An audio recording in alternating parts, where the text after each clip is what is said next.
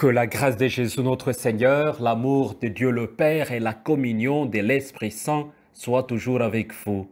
Bien-aimés dans le Christ, en ce 21e dimanche du temps ordinaire de l'année B, la liturgie de la parole de ce dimanche nous interroge sur notre foi en Dieu. Il s'agit du dimanche de choix et des professions de foi. Bien, chers frères et sœurs, dans la part de l'évangile de ce dimanche, Jésus constate le départ de plusieurs disciples, demande à ses apôtres, voulez-vous partir vous aussi? Et Josué, dans la première lecture, pose aux gens de son peuple la question suivante. S'il ne vous plaît pas de servir le Seigneur, choisissez qui vous voulez servir.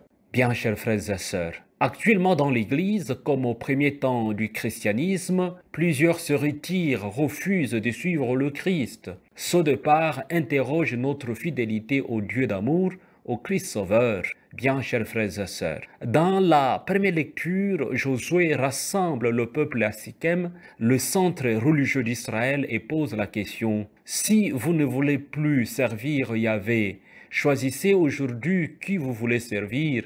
Et il ajoute, quant à moi et ma famille, nous servirons Yahvé. Bien, chers frères et sœurs, Josué rappelle tout ce que le Seigneur a fait pour son peuple. Yahvé notre Dieu est celui qui nous a fait sortir du pays d'esclavage. Il a fait pour nous de grands signes, de grandes merveilles. Et il nous a donné cette terre qui est la nôtre. Josué insiste que nous devons servir le Seigneur.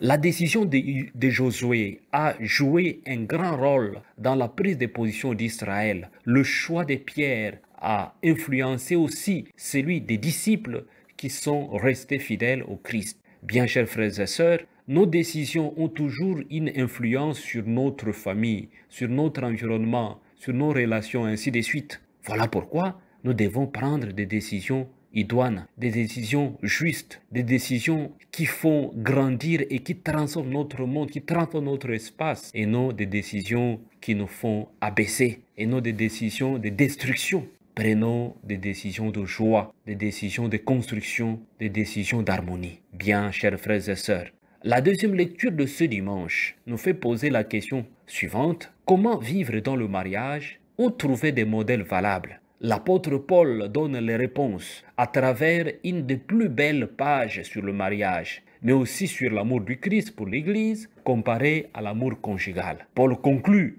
avec la formule « Ce mystère est grand ». Bien, chers frères et sœurs, il est grand l'amour de Dieu. C'est Dieu qui nous fait confiance. C'est Dieu qui nous aime. Nous devons le servir avec joie. C'est Dieu qui nous aime. Nous devons le choisir toute notre vie. Le choix doit être fait et refait des milieux de foi à travers les années, dans les temps de bonheur comme dans les périodes plus difficiles. Nous devons faire le choix du Christ Sauveur. Bien, chers frères et sœurs, à la fin de l'évangile d'aujourd'hui, Pierre nous offre une profession de foi d'une grande beauté, d'une grande valeur. À qui irions-nous, Seigneur? Tu as les paroles de la vie éternelle. Voici une réponse modeste, une réponse simple même, mais une réponse profonde et significative. Bien, chers frères et sœurs, au temps de Josué comme au temps de Jésus, actuellement même, un grand nombre de chrétiens, nous le savons, abandonnent leurs convictions religieuses, leurs convictions chrétiennes pour suivre d'autres dieux et d'autres idoles. Aujourd'hui, on voit ce syncrétisme, les gens qui ont un pied dehors, un pied dedans, à la recherche de l'argent, à la recherche du prestige, à la recherche d'une belle carrière, aux honneurs, au bien-être, la confirmation à des grandes sciences, aux grands progrès, à des nouvelles technologies, ainsi de suite. Faisons le choix de Dieu. Faisons le choix de Dieu parce que c'est un choix de bonheur, du vrai bonheur. Faisons son choix. C'est le choix d'une vie paisible et calme. Si nous faisons des choix inutiles, ce sont des choix pesants, des choix lourds, des choix de misère qui nous dérangent, qui nous calcinent et qui nous détruisent ces choix. Bien, chers frères et sœurs, le Christ demande à chacun de nous, voulez-vous partir vous aussi? Quelle est votre réponse? Toi, ma sœur, quelle est ta réponse? Toi, mon frère, quelle est ta réponse? Voulez-vous partir? La fidélité au Seigneur, bien chers frères et sœurs, sera possible seulement si nous entretenons l'amour et la confiance que nous avons envers Dieu. À qui irions-nous, Seigneur? Tu as les paroles de la vie éternelle. Jésus le Christ, tu as les paroles de la vie. Nous nous accrochons à toi et à toi nous avons la vie. Accrochons-nous au Christ Sauveur, bien chers frères et sœurs, pour que nous ayons une vie en abondance, pour que nous soyons capables de partager cette vie en abondance avec les autres, avec ceux qui nous entourent. Choisir notre Dieu, c'est savoir professer notre foi, que nous laisserons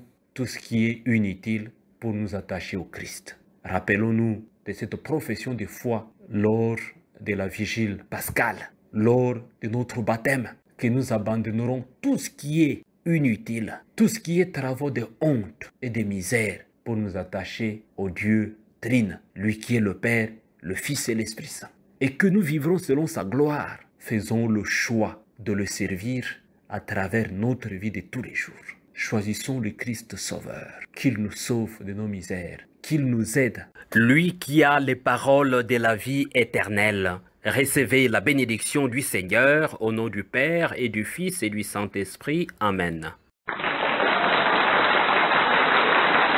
Je suis le pain venu du ciel, celui qui le mangera vivra. Je suis le pain